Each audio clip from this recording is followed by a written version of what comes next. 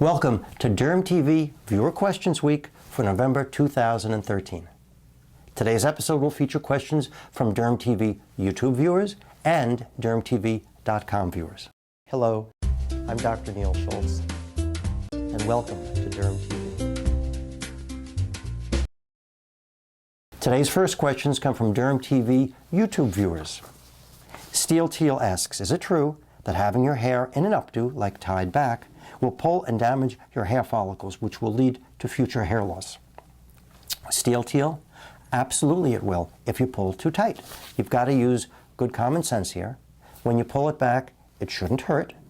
The most common place that we see hair loss from hair being pulled back is at the temples, because for some reason most people apply the most traction or tension there. So if you want to pull your hair up, pull your hair back, just make sure that it doesn't hurt, and don't keep it that way all the time. She followed up with a question. I've heard conflicting stuff about massaging the scalp, whether it damages the follicles or stimulates them. It actually does neither. It's kind of tough to hurt or help the follicles with massaging, but it sure does feel good. Eric Smith asks, I had a basal cell carcinoma removed with Mohs surgery. Now a year later, it looks pretty good, but sunblock makes it irritated. Should I stop using it? Eric, don't stop using your sunblock. Use a different sunblock. If the one you're using is irritating it, I would suggest getting a chem-free sunblock, which has zinc or titanium in it. They are for very sensitive skin, and it would be very unusual that they would cause irritation. The spot that you see from where it was removed now is actually scar tissue, which has no natural protection and can get burned pretty easily. And if you couldn't find a chem-free sunscreen that didn't irritate it, then I would just cover it with a Band-Aid. Persuasive One asks, hi, Dr. Schultz. A friend of mine had Restylane put in her upper eye area around the brow, and it looks so good, but sounds so scary. Could using Restylane in the eye area cause damage to your sight? What are your thoughts about using Restylane in the brow area?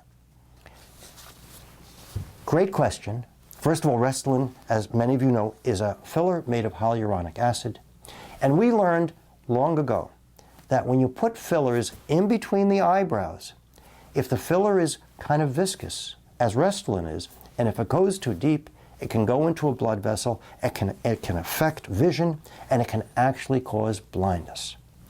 That is a very unusual situation. I only know of one case where it happened in the mid-1980s.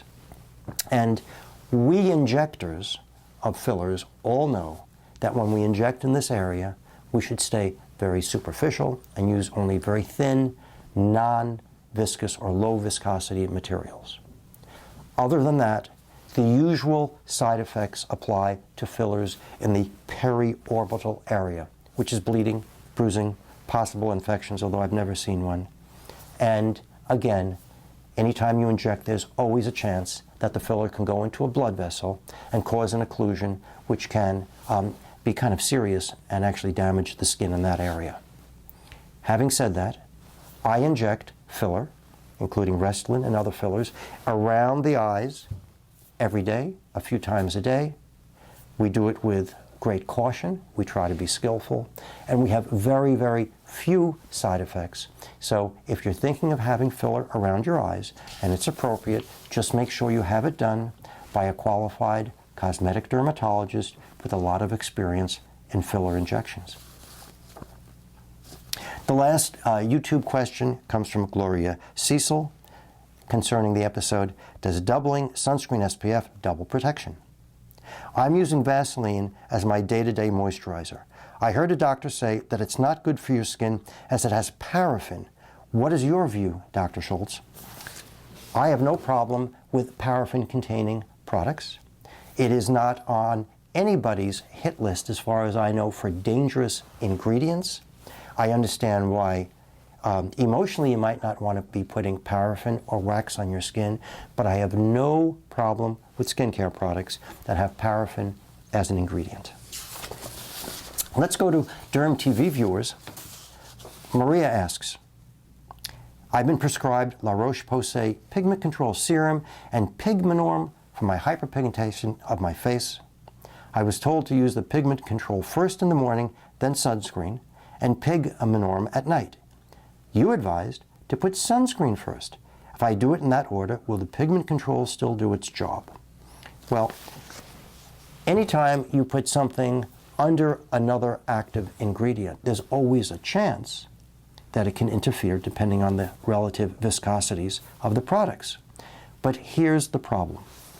Since you're dealing with hyperpigmentation, and unprotected sun exposure or inadequately protected sun exposure can always darken hyperpigmentation much faster than any of our active ingredients can lighten it, I would risk having a slight decrease in the efficacy of the pigment lightener and put the sunscreen on first to make sure you got full and complete sun protection so the sun doesn't make the pigmentation darker despite the use of the bleach or pigment lightener. So this is a situation where it certainly is sunscreen first, active such as pigment lightener second. Gina asks, I just burned a small area of my face with my curling iron. Gina, that's a real common problem. Within a second of feeling the heat, it was too late. How can I treat it? Will I have a scar? Should I be using a certain ointment on it? And of course, I have a wedding this weekend. Gina, common problem. We treat it like any other burn. We use an ointment vehicle, whether it's an antibiotic ointment like bacitracin or even just Aquaphor. Anything in an ointment-based vehicle applied continuously, so the skin is always glistening from the ointment, will be the best thing to treat what is probably just a first-degree burn, assuming that it's just dark-looking or pink. If it actually blisters, then it's a second-degree burn, and that's a whole different subject, and in that case, I'm going to refer you to the DermTV episode on how to treat second-degree burns. But we're going to assume this is a regular curling iron burn, which is a first-degree burn, and just keep it ointmented. And after the skin heals, make sure you're protected from the sun because it's going to be pink for a while, and that pink skin will pick up the sun and turn brown much faster, and we don't want to get a brown stain there. Last question for today comes from Leah, and she says, I'm 21 years old. I've had chickenpox scars on my forehead for about 15 years. Is there any way I can make them go away at this point, or at least reduce their appearance? There are 5 small crater-like scars on my forehead and in between my eyebrows. Leah, crater scars from chickenpox are very common, and they're treated really in 3 different ways. They can be treated with lasers, which is permanent and will help improve the contour and have you make your own collagen to fill in most of that crater. Or you can treat it with filler injections underneath the crater, which will temporarily raise it up for 4 to 6 months, but then needs to be repeated. And last, and perhaps for this situation, my favorite treatment is something called subcision, where the dermatologist takes a needle and puts it underneath the crater and sort of dissects the bottom of the crater from the scar tissue underneath to separate it so it's no longer being pulled down and bound down, and that upper layer of the scar then pops up, and when it heals, it's almost flat and smooth, and that's permanent. So that would be my treatment of choice, but of course, see a cosmetic dermatologist and see what he or she has to say. So that's it for this month's Viewer Questions Week. And don't forget, the subjects from so many DermTV episodes come from your questions, which are so great. So please keep sending them in, and I'll keep answering as many of them as I can. Please join me again at dermtv.com. If you have a question, please send it to me by visiting dermtv.com/question. I'm Dr. Neil Schultz, and thank you for watching today.